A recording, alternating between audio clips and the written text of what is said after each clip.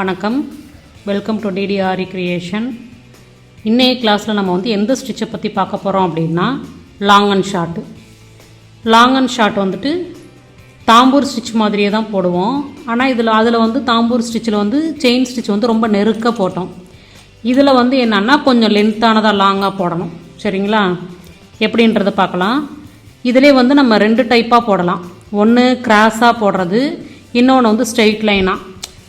கிராஸாக போடுறதுக்கும் ஸ்ட்ரெயிட் லைனாக போடுறதுக்கும் வித்தியாசம் நம்ம போடும்போது நீங்கள் போடும்போது தெரிஞ்சுக்குவீங்க. ஓகேங்களா? இப்போ நான் பென்சிலால் முதல்ல வரைஞ்சி காமிச்சிட்றேன் எப்படி போடுவோன்னு.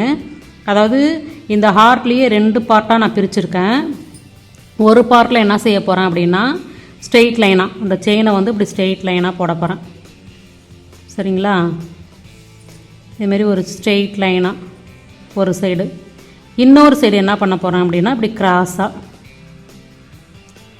போடும்போது நம்ம கிராஸாக போடுறதுக்கும் ஸ்ட்ரெயிட் லைனாக போடுறதுக்கும் வித்தியாசம் இருக்கும். நம்ம இப்போ ஒரு டிசைன் பண்ணுறோம் அப்படின்னா அந்த டிசைனுக்கு கிராஸாக போடுறது தேவையா இல்லை ஸ்ட்ரெயிட்டாக போட்டாலே போதுமா அப்படின்றது நீங்கள் செலக்ட் பண்ணி போட்டுக்க வேண்டியதான். சரிங்களா?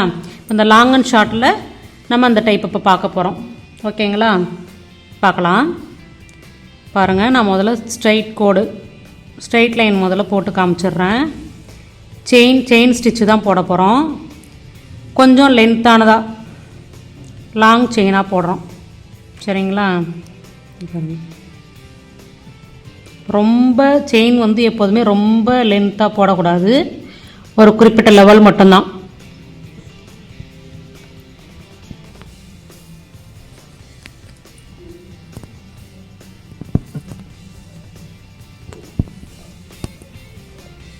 லாஸ்ட்டாக முடிக்கும் போது குட்டி செயின் போட்டு லாக் பண்ணணும்.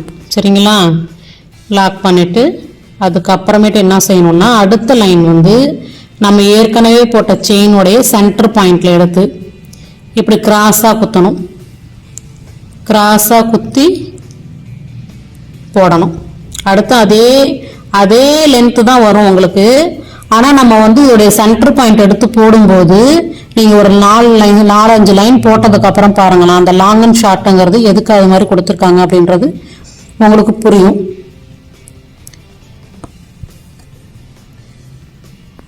இருக்கு.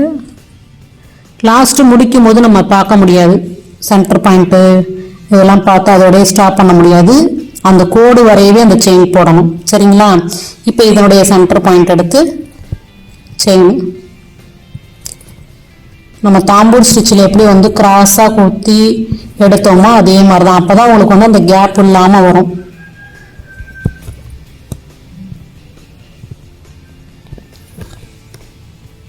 இப்போ இது பார்க்கும்போது எப்படின்னா ஒரு செயின் லாங்காகவும் ஒரு செயின் ஷார்ட்டாகவும் தெரியும் பார்க்கறதுக்கு. அதனால தான் இதை லாங் அண்ட் ஷார்ட் ஸ்டிச் அப்படின்னு சொல்கிறாங்க.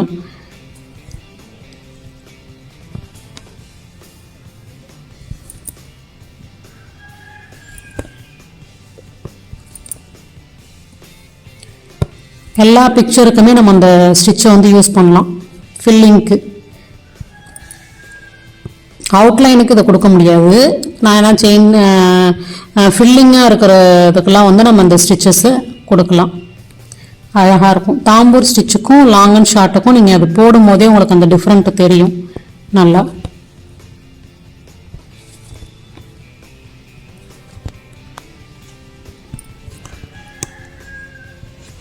லாஸ்ட்டாக குட்டி செயின் கொடுத்து லாக் பண்ணி தான் நம்ம எப்போதுமே திருப்பணும்.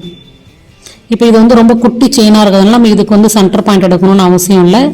டைரெக்டாக அங்கே அடுத்த செயினுடைய சென்டர் பாயிண்ட்டுக்கு நம்ம போயிடலாம். அதை விட இன்னும் ரொம்ப லென்த்தாக வருது அப்படின்ற பட்சத்தில் நம்ம என்ன செய்யணும்னா முன்னாடி இருக்கிற செயினில் சென்டர் பாயிண்ட் எடுத்து தான் நம்ம போடணும்.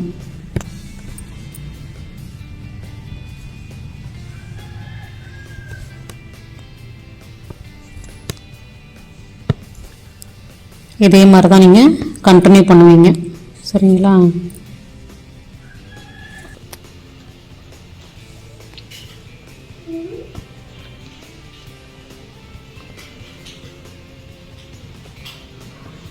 குட்டி செயின் போட்டு லாக் பண்ணி திருப்புவீங்க. லாஸ்ட்டு முடிக்கும் போது நமக்கு குட்டி குட்டி செயின்லாம் வர மாதிரி தான் இருக்கும். நம்ம அதுக்கு தகுந்த மாதிரி சென்டர் பாயிண்ட் எடுத்து போடுற மாதிரி இருக்கும். சரிங்களா? பாருங்கள், இப்போ தாம்பூர் ஸ்டிச்சுக்கும் இந்த லாங் அண்ட் ஷார்ட்டுக்கும் வித்தியாசம் உங்களுக்கு தெரியுதுங்களா?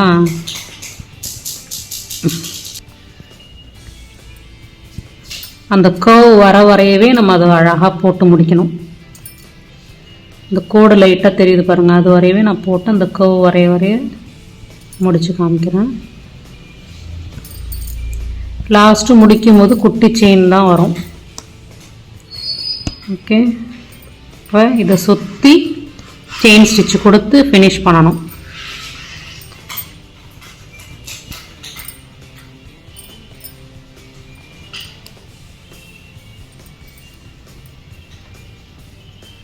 பொறுமையாக போட்டு காமிக்கிறேன், நல்லா கவனிச்சிட்டு போடுங்க. சரிங்களா? இப்போ இதோட நான் ஏன்னா இங்கேருந்து உங்களுக்கு கிராஸ் போட்டு காமிக்கிறேன். இங்கேருந்து போட்டால் செட் ஆகாது. ஏன்னா நம்ம வந்து மேலேருந்து போட்டு வந்தோன்னா முன்னாடி இருக்கிறது அந்தளவு தெரியாது. இப்போ கீழேருந்து போடும்போது உங்களுக்கு வந்து ஒரு கான்ஃபிடென்ட் நல்லா வரும். அப்படின்றதுனால நான் இதோட நாட்டு போட்டு முடிச்சுட்டு கீழே இருந்து போட்டு காமிக்கிறேன்.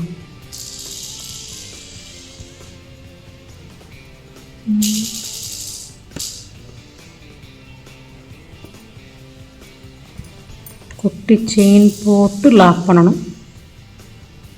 கரெக்டாக வரலன்னா செயினை வந்து பிரித்து விட்டுட்டு அதுக்கப்புறம் இப்போ எனக்கு இங்கே வந்து பெண்டிங் இருக்குது பாருங்கள். நான் இதை முடிச்சுட்டு வந்தேன்னா இங்கே செயின் வந்து ஃபுல்லாக ஃபினிஷ் ஆகிடும்ன்றதுனால நான் இந்த பக்கமும் முடிச்சுட்டு அதுக்கப்புறம் இங்கே வந்து போடுறேன். இதையும் நீங்கள் தெரிஞ்சுக்கணும் அப்படின்றதுனால தான் உங்களுக்கு போட்டு காமிக்கிறேன். சரிங்களா?